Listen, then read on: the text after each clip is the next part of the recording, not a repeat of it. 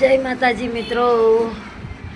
તો મેં નાસ્તો કરી લીધો, આજે લોચો અને ગોટા દાળવડા ખાઈ લીધા। છોકરીઓનો અપાસ એકલી જ છું એટલે લાવીને ખાઈ લીધું। શું શાકભાજી બનાવે કંઈ સમજ નથી પડતી, એટલે શરદી બહુ થઈ ગયેલી છે, કાન બંધ થઈ ગયો છે, આવું છે।